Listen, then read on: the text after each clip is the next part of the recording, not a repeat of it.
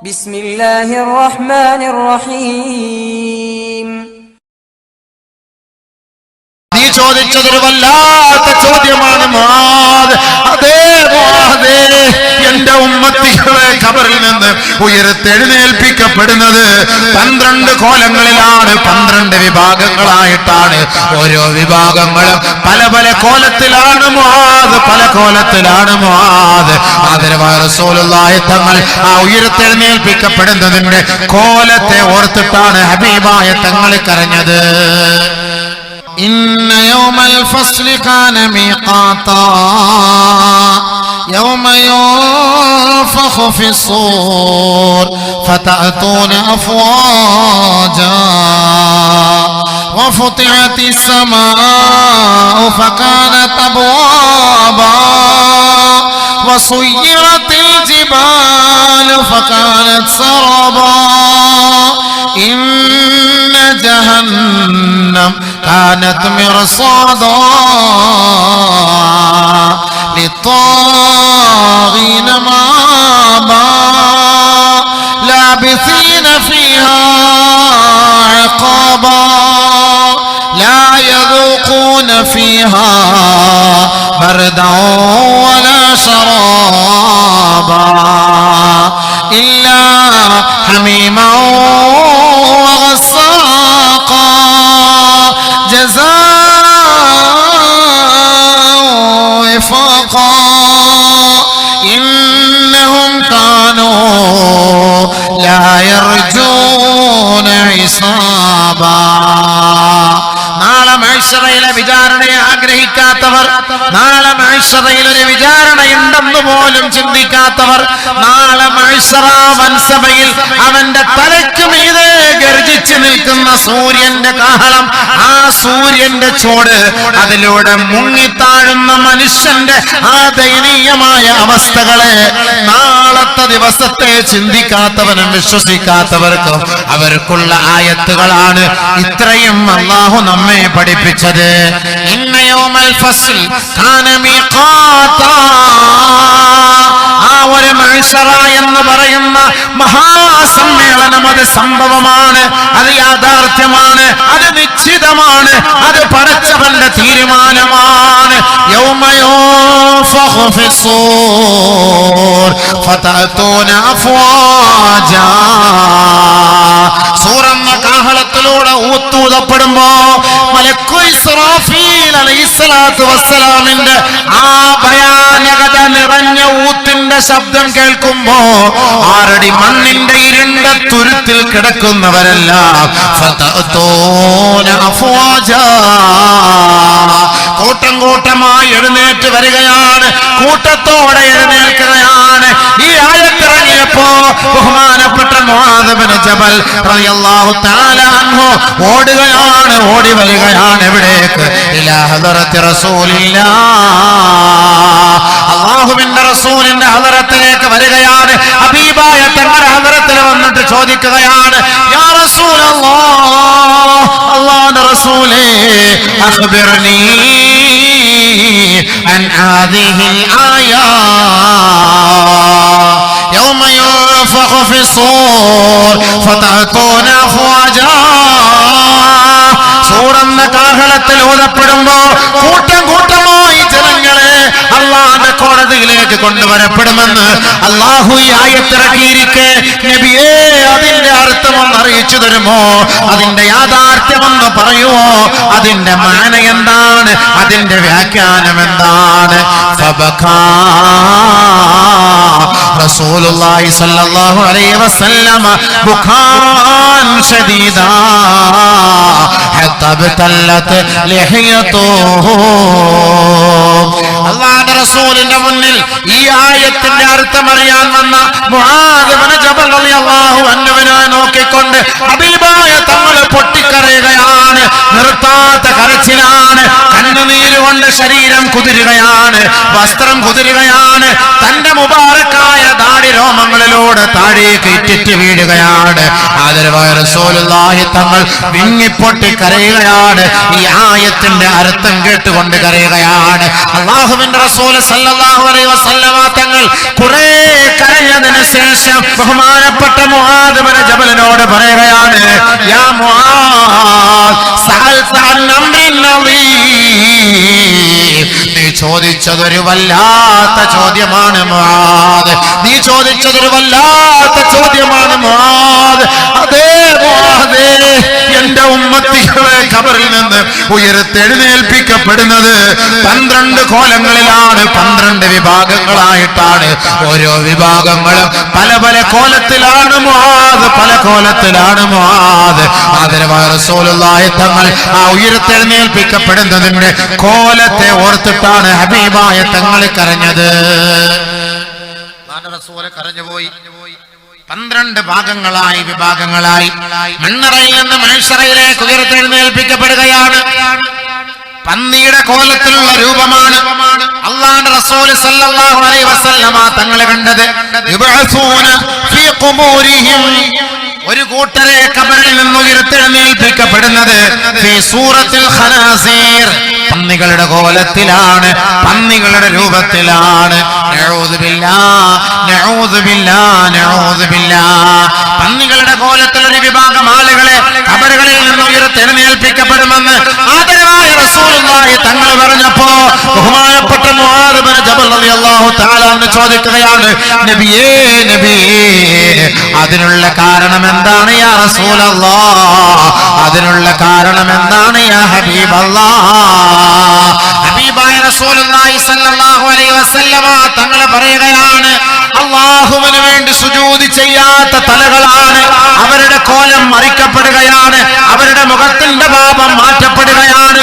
പടച്ച തമ്പുരാന് വേണ്ടി സുജൂദ് ചെയ്യാൻ വിളിക്കപ്പെടുമ്പോ, യുവാക്കളെ, യുവതികളെ, നമസ്കാരത്തിൽ നിന്ന് അശ്രദ്ധരായിക്കൊണ്ട് ദുനിയാവിൽ കഴിഞ്ഞുകൂടുമ്പോ നാളെ മഹ്ശറാവൻ സഭയിലേക്ക് നിന്നെ ഉയർത്തെഴുന്നേൽപ്പിച്ച് കൊണ്ടുവരുന്നത് ഫീ സൂറത്തിൽ ഖനാസീർ, പന്നികളുടെ രൂപത്തിലാണ്, പന്നികളുടെ കോലത്തിലാണ്.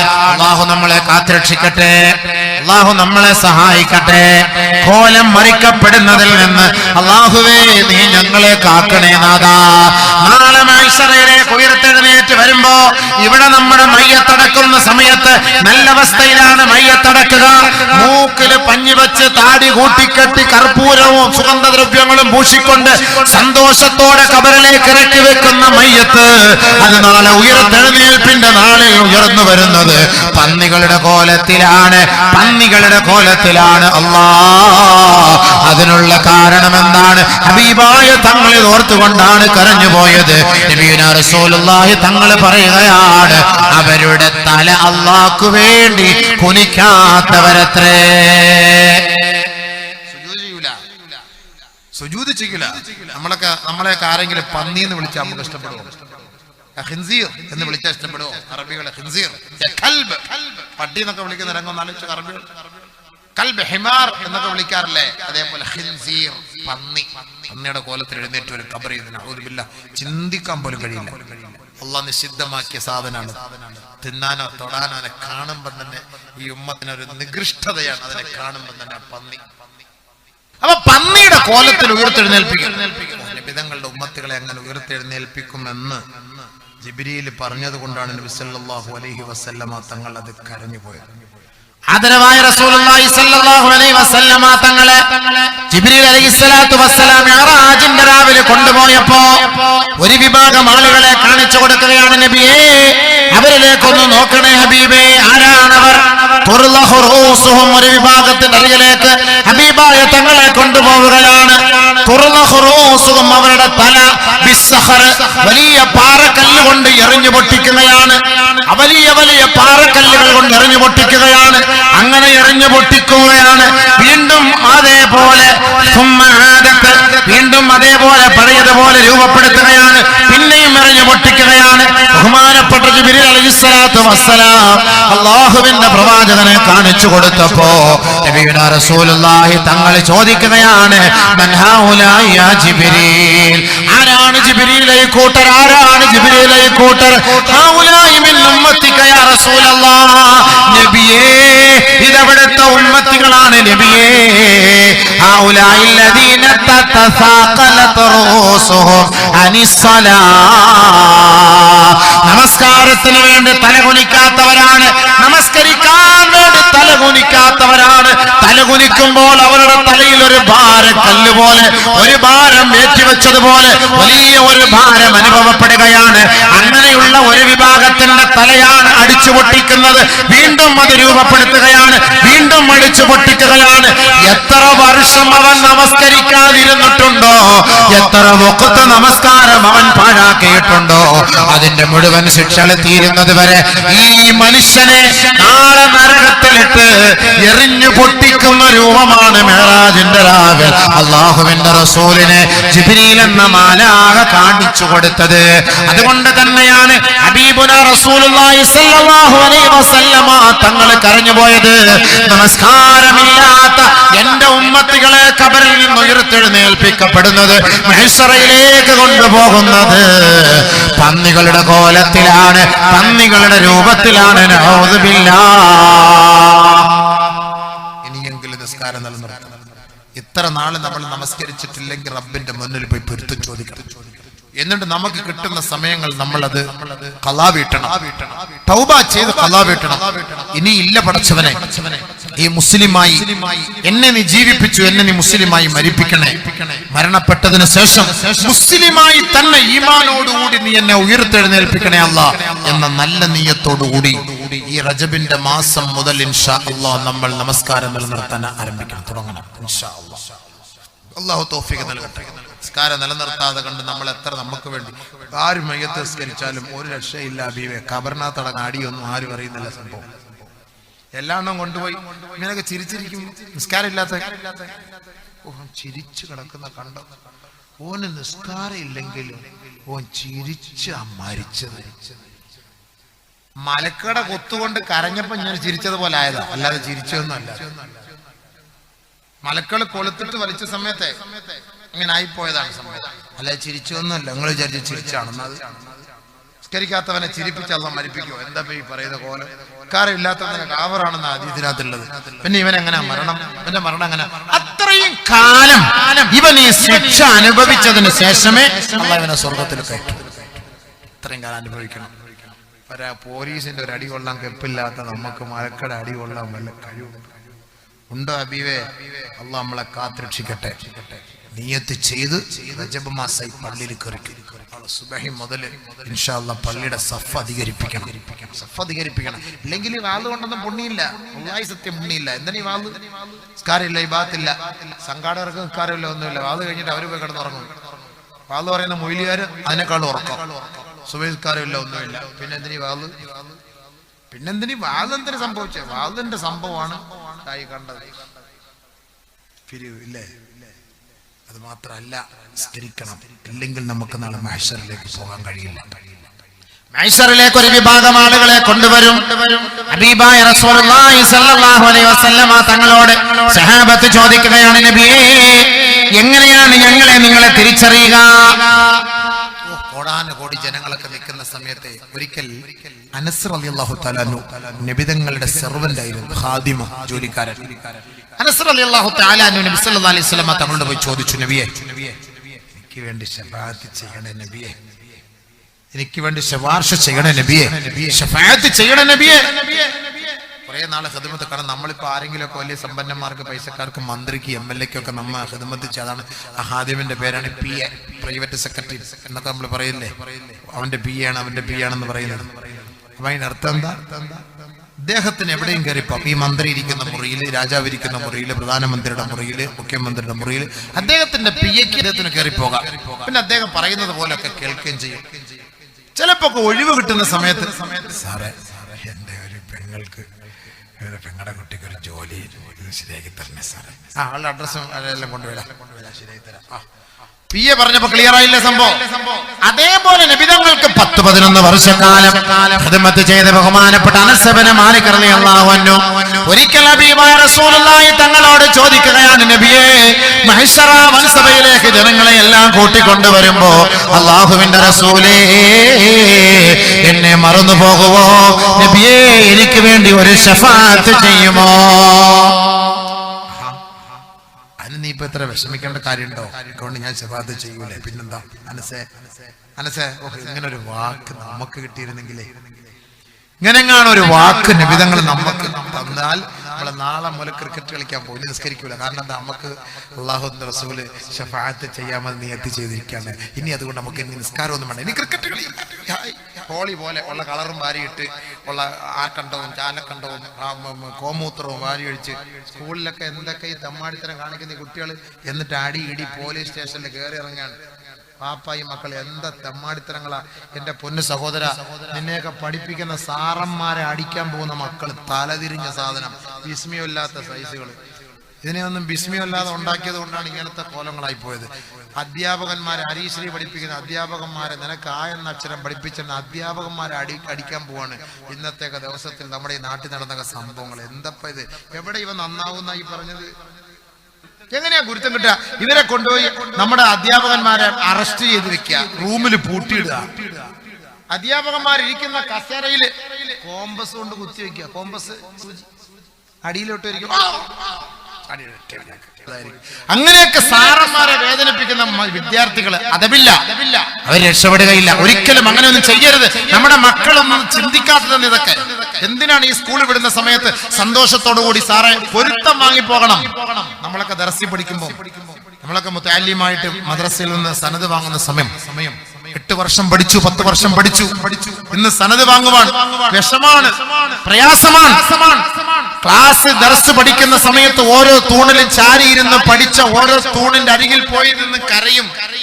പടച്ചവനെ, ഞാൻ മീസാൻ ഓതിയ സമയത്ത് ഈ തൂണിൽ ചാരിയിരുന്നിട്ടാണ്, ഞാൻ ബുഖാരി ഓതിയ സമയത്ത്, ഞാൻ ജലാലൈനി ഓതിയ സമയത്ത് ഈ ഭിത്തിയിൽ ചാരിയിരുന്നിട്ടാണ് ഞാൻ വിട പറയുകയാണ്, ഞാൻ പോവുകയാണ്. ഞാൻ ഇനി എങ്ങോട്ടാണ്? എന്റെ 7 വർഷം 8 വർഷം കാലയളവിൽ എന്റെ ഇവിടുത്തെ പഠനം എത്ര റാഹത്തായിരുന്നു. എന്റെ ജീവിതം ഒരു മുത്തഅല്ലിമായി, ഒരു സ്റ്റുഡന്റായി, ഒരു വിദ്യാർത്ഥിയായി ഞാൻ ഇവിടെ നടന്നത് എന്ത് സന്തോഷമായിരുന്നു. ഇന്ന് ഞാൻ സനത് വാങ്ങുകയാണ്. ആ സനത് വാങ്ങുന്നതിന്റെ തലേ ദിവസം ഉസ്താദുമാരെ പോയി റൂമിൽ പ്രത്യേകമായി കാണും. അസ്സലാമു അലൈക്കും ഉസ്താദ്, പൊരുത്തം തരണം. 8 വർഷം പഠിപ്പിച്ച ഉസ്താദ് ഒരുപാട് അടിച്ചു കാണും, ഒരുപാട് പട്ടിണി കിട്ടു കാണും, ഒരുപാട് പീഡിപ്പിച്ച് കാണും, വെളിയിൽ ഇറക്കി നിർത്തി കാണും, വെയിൽ കൊള്ളിപ്പിച്ച് കാണും. ഒക്കെ സംഭവിച്ചത് തന്നെ.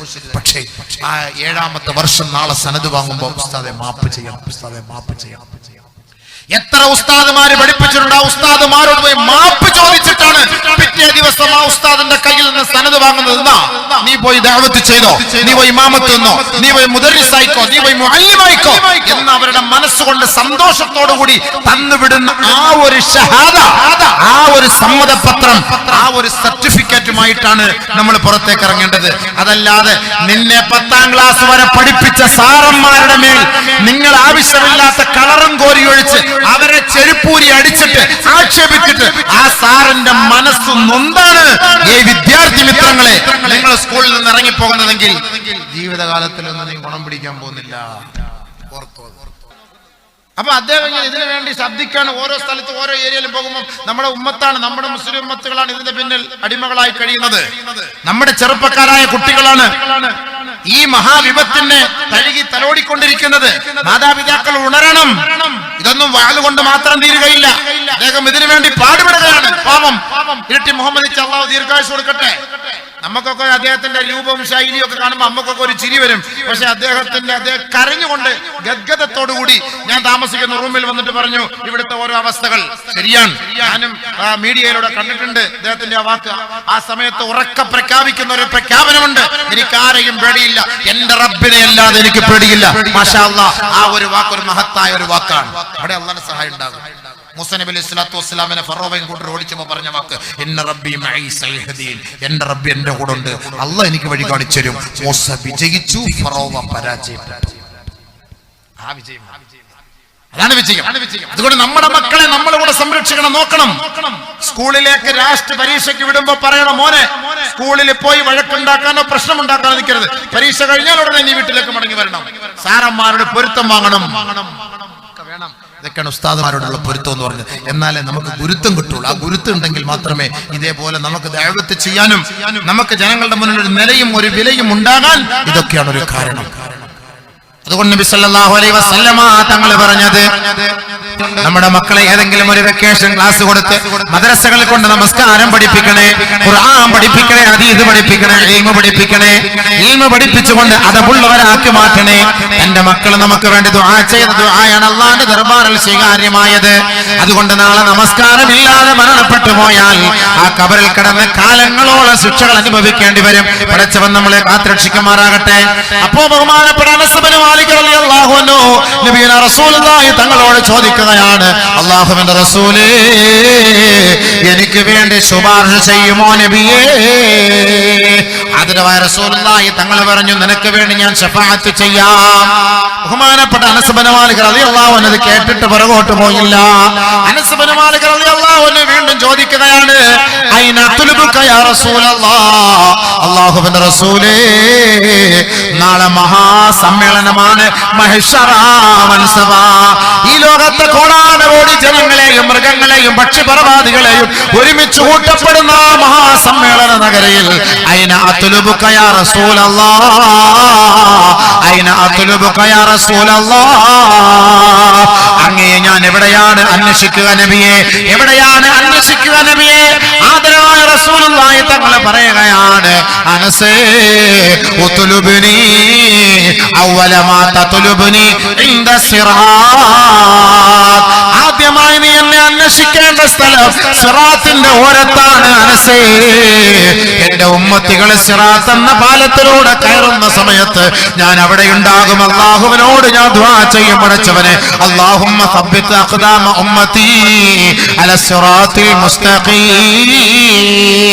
അല്ലാഹുവേ, എന്റെ ഉമ്മത്തികളുടെ സിറാത്ത് എന്ന പാലത്തിലൂടെ എന്റെ ഉമ്മത്തികളുടെ പാദങ്ങൾ എടുത്തു വെക്കുന്ന സമയത്ത് എന്റെ ഉമ്മത്തികളെ നീ വഴുതി വീണ് നരകത്തിന്റെ അടിത്തട്ടിലേക്ക് തള്ളിയിടരുതേ പടച്ചവനെ. എന്റെ ഉമ്മത്തികളുടെ പാദത്തെ നീ സിറാത്ത് എന്ന പാലത്തിൽ ഉറപ്പിച്ചു നിർത്തണേ അല്ലാഹ്. എന്റെ ഉമ്മത്തികൾക്ക് വേണ്ടി എന്റെ ഹബീബായ തങ്ങൾ ദുആ ചെയ്യുകയാണ്. ഈ ഉമ്മത്തികൾക്ക് വേണ്ടി ദുആ ചെയ്യുകയാണ്. നബിയുനാ റസൂലുള്ളാഹി സ്വല്ലല്ലാഹു അലൈഹി വസല്ലമ തങ്ങൾ ധിക്കരിച്ചുകൊണ്ട് നബി തങ്ങളുടെ സുന്നത്തിനെ പിൻപറ്റാതെയും അല്ലാഹുവിന്റെ റസൂലിന് വേണ്ടി സ്വലാത്ത് ചൊല്ലാതെയും ഹബീബായ തങ്ങളെ പഠിപ്പിച്ച മാർഗത്തിൽ നിന്ന് വ്യതിചലിച്ചുകൊണ്ട് ദുനിയാവിൽ ജീവിക്കുകയും ചെയ്യുന്ന ധിക്കാരികളെ, നിങ്ങൾക്ക് വേണ്ടിയിട്ടാണ് ലോകത്തിന്റെ നേതാവ് ദുആ ചെയ്യുന്നത്. അല്ലാഹുവേ, എന്റെ ഉമ്മത്തികളെ ഈ സിറാത്തിൽ നീ ഉറപ്പിച്ചു നിർത്തണേ അല്ലാഹ്. അനസ്, നീ അവിടെ വന്ന് നോക്കിയാൽ മതി, എന്നെ അവിടെ നിനക്ക് കാണാം.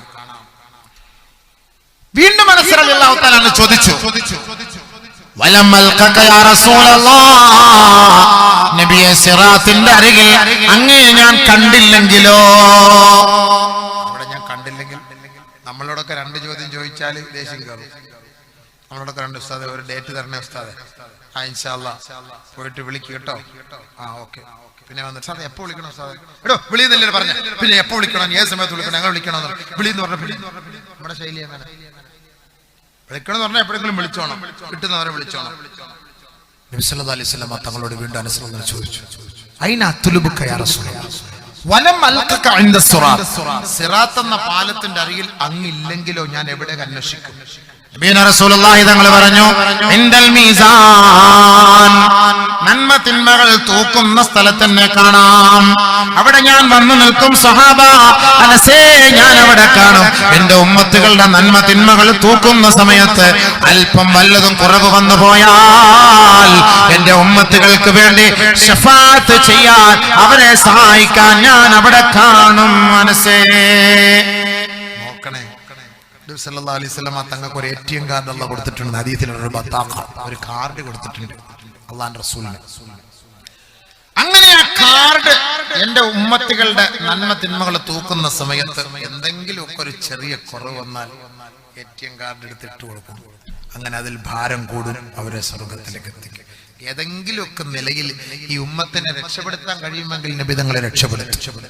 അതാണ് അല്ലാഹുവിന്റെ റസൂലിന്റെ സ്വഭാവം സല്ലല്ലാഹു അലൈഹി വസല്ലം. അവിടെ നോക്കിയാൽ മതി കേട്ടോ അനസ്, അവിടെ നോക്കിയാൽ മതി, ഞാൻ അവിടെ കാണും.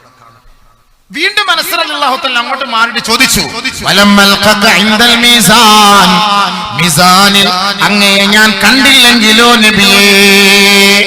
ഹബീബ ഹബീബായ റസൂലുള്ളാഹി സ്വല്ലല്ലാഹു അലൈഹി വസല്ലമ തങ്ങൾ പറയുകയാണ്, യാ നസൂ ഉത്ലുബ്നി ഇൻദ ഹൗളി,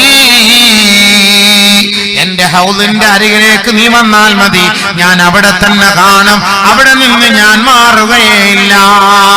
ഈ മൂന്നാലൊരു സ്ഥലത്ത് അനസേ ഞാൻ കാണും അനസേ, അതുകൊണ്ട് നീ വിഷമിക്കണ്ട, പ്രയാസപ്പെടേണ്ടതില്ല. എന്റെ ഉമ്മത്തികളെ കാണാൻ, എന്റെ ഉമ്മത്തികളെ ദാഹിച്ച് അവശരായി എന്നിലേക്ക് ഓടി വരുമ്പോ എന്റെ ഉമ്മത്തികൾക്ക് ഞാൻ ഹൗളിൽ നിന്ന് വെള്ളം കോരി കൊടുക്കും മനസ്സേ. അതിനുവേണ്ടി ഞാൻ ഹൗളിന്റെ അരികിലേക്ക് പോയി നിൽക്കും മനസ്സേ. ഈ മൂന്നാലൊരു സ്ഥലത്ത് ഞാൻ കാണുക തന്നെ ചെയ്യുമെന്ന് ലോകത്തിന്റെ നേതാവ് മുഹമ്മദ് മുസ്തഫ സല്ലല്ലാഹു അലൈഹി വസല്ലം സല്ലല്ലാഹു അലൈഹി വസല്ലം തങ്ങളോട് സഹാബത്ത് ചോദിച്ചു, ഇത്രയും തിരക്കിന്റെ ഇടയിൽ ഞങ്ങളെ എങ്ങനെ തിരിച്ചറിയും? ഇപ്പൊ അനസ് റളിയല്ലാഹു അൻഹു വന്ന് ചോദിച്ചത് കൊണ്ട് അനസ് റളിയല്ലാഹു രക്ഷപ്പെട്ടു.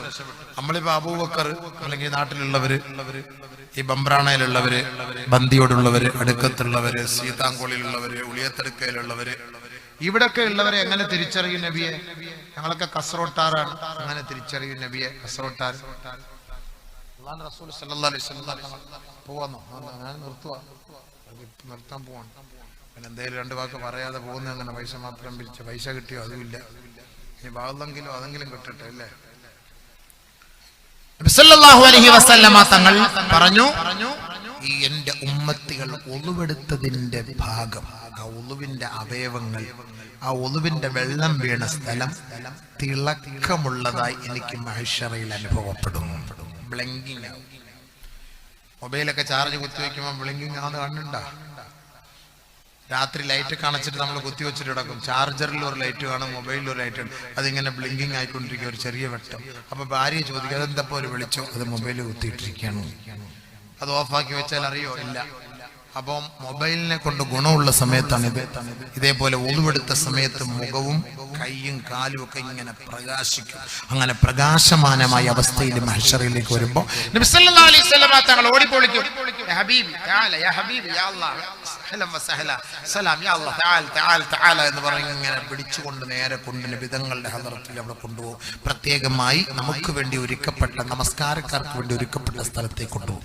അള്ളാഹ് നമ്മളെ അങ്ങനെയൊക്കെ പിടിപ്പിക്കട്ടെ. നബി തങ്ങളുടെ കൈ കൊണ്ട്, ഹബീബായ തങ്ങളെ കൊണ്ട് നമ്മുടെ കൈക്ക് പിടിപ്പിക്കട്ടെ. പടച്ചവനെ, ഞങ്ങൾക്ക് യോഗ്യതയില്ല അള്ളാഹ്, ഒരു യോഗ്യതയില്ല അള്ളാഹ്, നീ ഞങ്ങൾക്ക് അതിനൊരു അവസരം നൽകണേ പടച്ചവനെ, അതിനൊരു അവസരം നീ നൽകണേ പടച്ചവനെ. അങ്ങനെ പോകുന്നവര് നമസ്കാരക്കാരാണ്, മഹ്ശറയിലേക്ക് പോകുന്നു നമസ്കാരക്കാരാണ്. മറ്റൊരു വിഭാഗം ആളുകളെ ഖബറിൽ നിന്ന് ഉയർത്തെഴുന്നേൽപ്പിക്കപ്പെടുകയാണ്. അവര് വെള്ളപ്പാണ്ട് പിടിച്ചവരെ പോലെയായിരിക്കും, അർബുദം ബാധിച്ചവരെ പോലെയായിരിക്കും. വികൃതമായ കോലമാണ് അവരുടെ കൈകാലുകളും അവരുടെ മുഖത്തും വികൃതമായ കോലമാണ്. വെള്ളപ്പാണ്ട് പോലെ ഒരു വല്ലാത്ത ആളുകൾ വെറുക്കുന്ന തരത്തില് മുഷിഞ്ഞ കോലവുമായി ഒരു വിഭാഗം ആളുകളെ ഖബറുകളിൽ നിന്ന് ഉയർത്തെഴുന്നേൽപ്പിക്കപ്പെടുകയാണ്. ഹബീബുനാ റസൂലുള്ളാഹി തങ്ങളോട് സഹാബത്ത് ചോദിക്കുകയാണ്, ആരാണ് ഹബീബേ? ആദരവായ റസൂലുള്ളാഹി തങ്ങൾ പറയുകയാണ്, മാതാപിതാക്കളെ ദുനിയാവിൽ വേദനിപ്പിച്ചവരാണ്. മഹ്ശറിലേക്ക് വരുന്ന രംഗം, വാപ്പയും ഉമ്മയൊക്കെ വേദനിപ്പിക്കുന്നവർ, അടിക്കുന്നവർ. നമ്മൾ എത്രത്തോളം ഉമ്മാക്ക് നന്മകൾ ചെയ്താലും ഒന്നും ആവൂല ഹബീബേ, ഒന്നും ആവൂല. ഒരു സഹാബി അല്ലാഹുവിന്റെ റസൂലിന്റെ അരികിലേക്ക് കടന്നു വന്നിട്ട് പറയുകയാണ്, യാ റസൂലല്ലാഹ്, അല്ലാഹുവിന്റെ റസൂലേ, ഇന്ന ഉമ്മി ഖറഫത് ഇൻദി, എന്റെ ഉമ്മ എന്റെ കൂട്ടത്തിലാണ്, എന്റെ ഉമ്മ എന്റെ ചെലവിലാണ്, എന്റെ ഉമ്മ എന്റെ സംരക്ഷണത്തിലാണ്. വഅന ഉത്ഇമുഹാ, എന്റെ ഉമ്മയ്ക്ക് ഞാനാണ് ഭക്ഷണം വാരി കൊടുക്കുന്നത്. വഅന അസ്ഖീഹാ, എന്റെ ഉമ്മയ്ക്ക് വെള്ളം കുടിപ്പിക്കുന്നത് ഞാനാണ്. വഅന ഉവള്ളിഉഹാ, എന്റെ ഉമ്മയ്ക്ക് ഞാനാണ് ഒളു പഠിപ്പിക്കുന്നത് നബിയേ.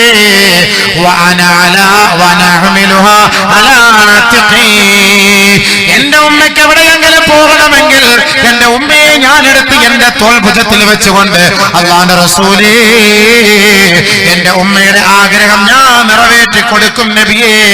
ഫഅൽ ജാസൈതുഹാ യാ റസൂലല്ലാഹ്, എനിക്കതിന് പ്രതിഫലമുണ്ടോ നബിയേ? എനിക്കതിന് കൂലിയുണ്ടോ നബിയേ? ആദരവായ റസൂലുള്ളാഹി തങ്ങളോട് ആ സഹാബി ചോദിച്ചപ്പോ ആദരവായ റസൂലുള്ളാഹി തങ്ങൾ പറഞ്ഞ മറുപടി, ലാ 100ന്റെ 1% പോലുമായില്ല സഹാബ. നിന്റെ ഉമ്മ നിനക്ക് വേണ്ടി ചെയ്ത ത്യാഗത്തിന്റെ 100ന്റെ 1% പോലും നീ ചെയ്തിട്ടേ ഇല്ല. 10 മാസക്കാലത്തോളം കൊണ്ട് നടന്നില്ലേ, നൊന്ത് പ്രസവിച്ചില്ലേ, 2 വർഷത്തോളം നിനക്ക് പാല് തന്നില്ലേ, നിനക്ക് വേണ്ടി ഉറക്കമിളച്ച എത്രയോ രാവുകളാണ് ആ ഉമ്മാന്റെ ഒക്കത്ത് വെച്ച് കാഷ്ടിച്ചില്ലേ, മൂത്രിച്ചില്ലേ. നീ പിച്ച വെച്ച് നടക്കുന്ന സമയത്ത് പോലും ആ ഉമ്മയെ നീ വേദനിപ്പിച്ചില്ലേ, തെറി വിളിച്ചില്ലേ, കരയിച്ചില്ലേ. എത്രത്തോളം ത്യാഗങ്ങളാ ആ ഉമ്മാന്റെ പേരിൽ നീ അനുഭവിച്ചത്, നീ ചെയ്തത്, നീ വേദനിപ്പിച്ചത്. അതുകൊണ്ട് സഹോദരാ, നീ ഉമ്മാക്ക് ഭക്ഷണം വാരി വായിൽ വെച്ചു കൊടുത്താലും, ഉമ്മയെ നീ കുളിപ്പിച്ചാലും, ഉമ്മയ്ക്ക് നീ പുതുവസ്ത്രം ധരിപ്പിച്ചാലും, ഉമ്മയെ നീ എടുത്ത് തോളിൽ വെച്ചുകൊണ്ട് ചുറ്റിക്കറങ്ങിയാലും, ആ ഉമ്മക്ക് വേണ്ടി നീ നമസ്കരിപ്പിച്ചാലും, ആ ഉമ്മ ചെയ്തതിന്റെ 100ന്റെ 1% പോലും ആവുകയില്ല. ഒരുപക്ഷെ നീ ചെയ്തതിന്റെ പേരിൽ അള്ളാഹു നിനക്ക് കൂലി നൽകിയേക്കാം. പക്ഷെ ഉമ്മാക്ക് ഞാൻ ചെയ്തു, ഉമ്മാക്ക് ഞാൻ അത്രത്തോളം നന്മകൾ ചെയ്തു എന്ന് പാടി പുകഴ്ത്തിക്കൊണ്ട് നടക്കാൻ നിനക്ക് യോഗ്യതയില്ല സഹോദരാ.